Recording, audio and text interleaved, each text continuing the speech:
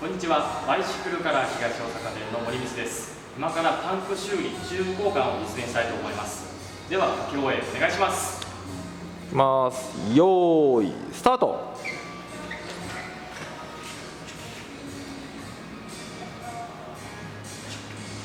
すごい、素手で外してます。早い。お、もうチューブが出てきました。外れました。15秒経過。これはもしや1分以内にいけるんじゃないでしょうか。早いですね。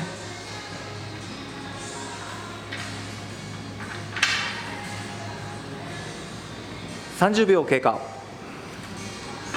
さあ残り30秒。早いですね。はい、45秒。